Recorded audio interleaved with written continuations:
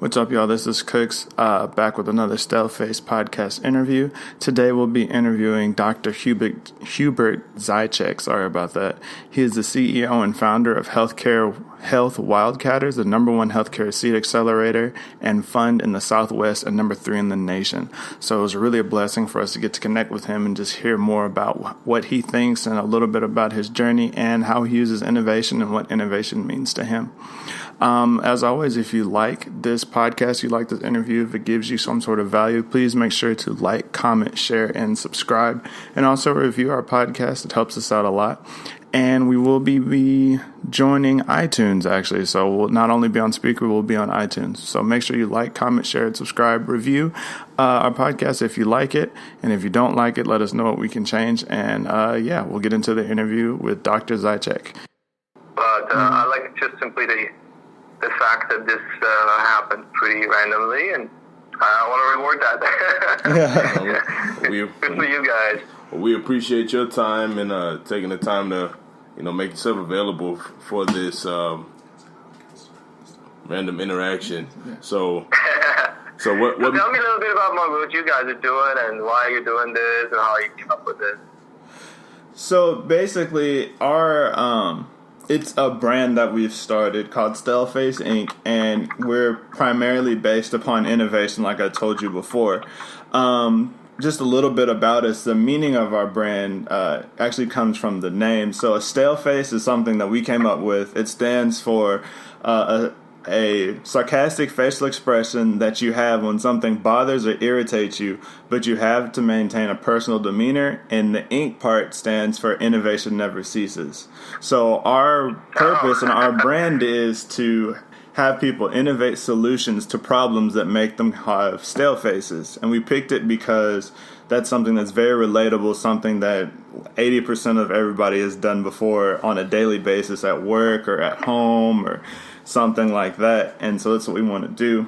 And just this podcast is to talk to other innovators, because oftentimes we have innovations that happen, and like in your case, in the medical field or something in education or engineering, those types of innovations can be used cross-platform wise. So you might not be able to just take the way you do things and apply it straight to engineering, but your thought process can be applied to the engineering process. And just because you're thinking differently and attacking a problem differently, that could help you as well. So it's just almost like a melting pot or of innovation thinking. Does that make sense?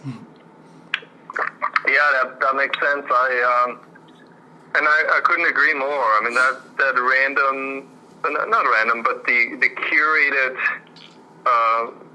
process of having people from different backgrounds meet and collide and exchange ideas generates new solutions in different verticals. Mm-hmm. And I actually, I've used something called, I've called this in the context of city living,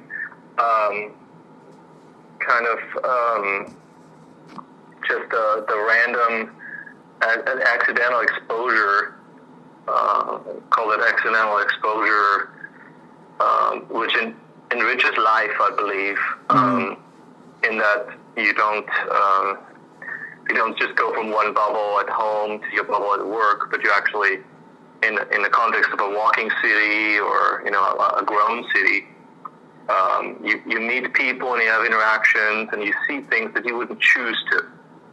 And that, I believe, actually enriches your life. It's not something you should run from, but something you should seek. And I think it plays a big role in innovation as well. So if you don't mind, we'd like to know, about what you do and what made you get started and everything, and how is business going? Okay. And how do you? I guess, when do you want to roll, or have you already rolled? Or oh yeah, we're going already. We're gonna. What I'll do is we kind of just jumped in, and I didn't want to break the flow up, so I can just go through and record an intro and everything, and then just put that on the beginning of this. So okay, got it. Well, you got my last name down, so That's the one that's usually a stumbling block. So I always say ZY check, writing out CY check. So, but you got it down, Zajicek. Okay. Wouldn't know that by looking at it. Okay. Well, yeah. So I'll give you the 37-second rundown on myself, which is I'm actually from Austria, from Europe. And got here right out of med school, was a postdoc, so I worked at UT Southwestern and became an NIH fellow, which is a means that NIH supported my work. Later joined the faculty at UT Southwestern with some more grant support. So I was doing basic science research in kidney research and cell biology, and got an MBA, and then left academia, which actually I wasn't practicing medicine there. I was doing research. Left academia to run together with another guy a medical device incubator, and my partner in crime there was Larry Calton.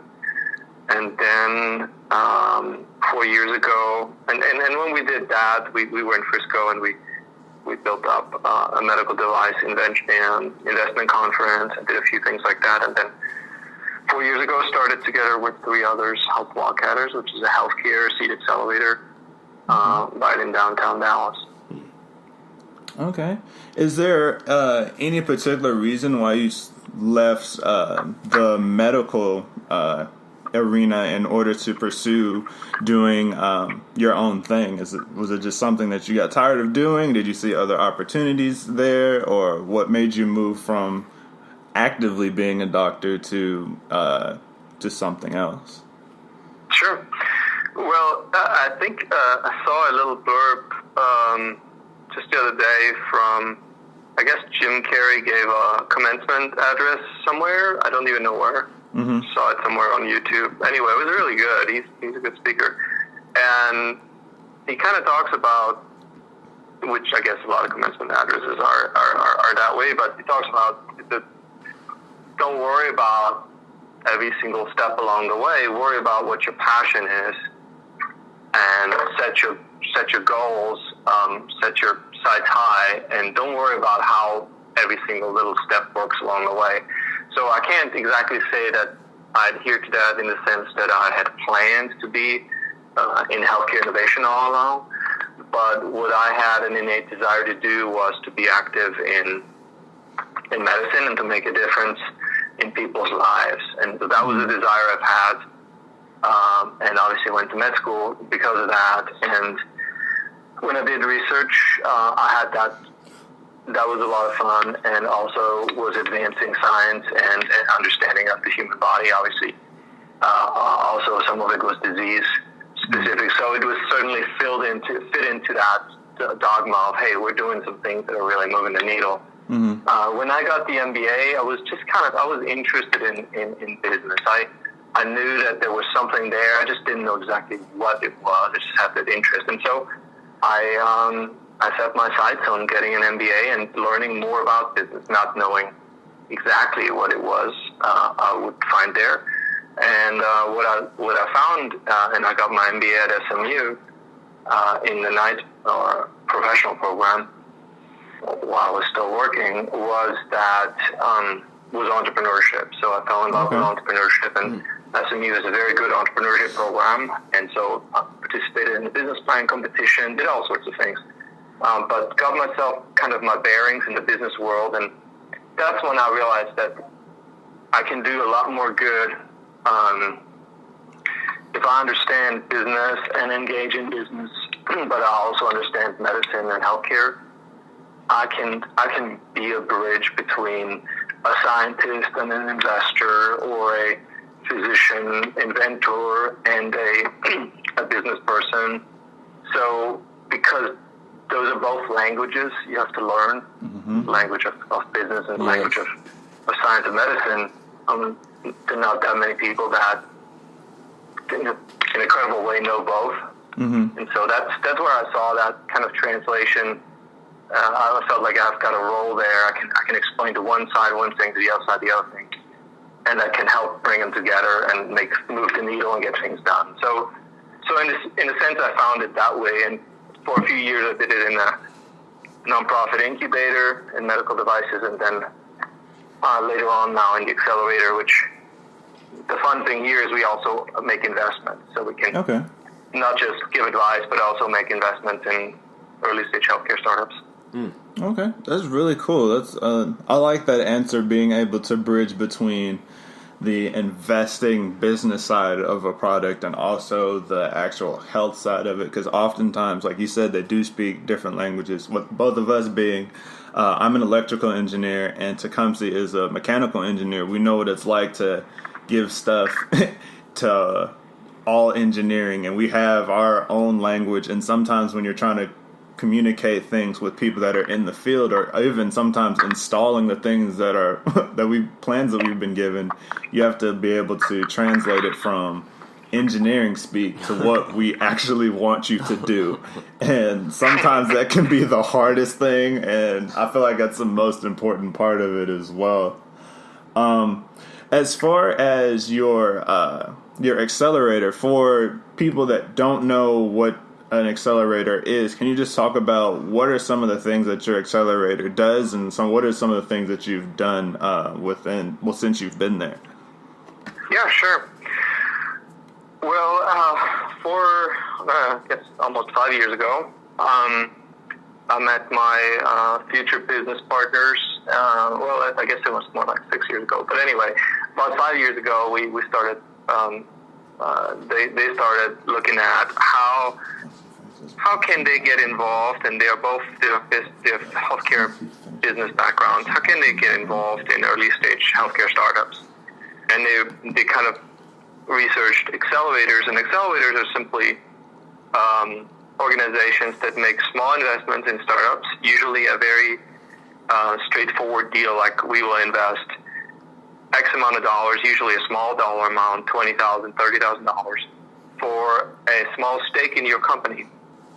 But we're not just going to give you the money.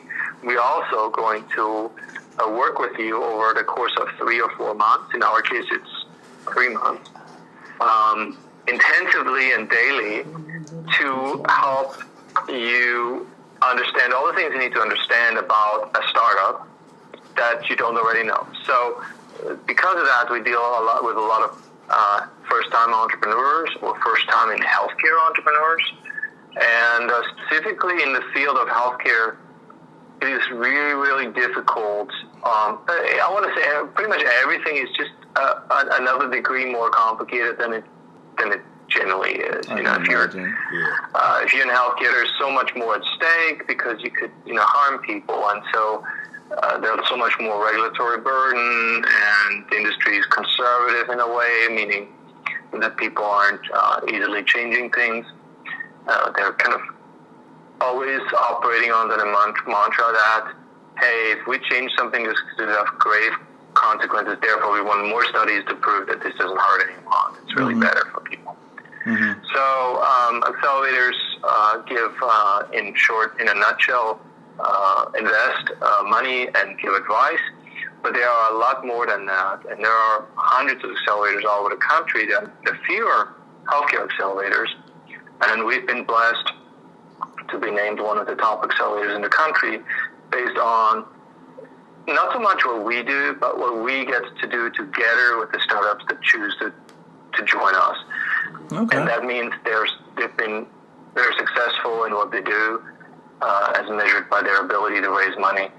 And so we've been excited about being able to do this in the North Texas area, because we're not necessarily known for healthcare startups, but it is actually a very, very fertile ground for healthcare innovation and healthcare startups. So in a nutshell, that's what we do. We've done it now for 4 years. We have accelerated and invested in 42 companies. We're about to take on another 8 to 10 companies this August that we will invest in and run them through the 3-month program. Okay, that's awesome. That's pretty cool, man. That's pretty admirable, for sure. And what I guess what has been the success rate so far? Like, have you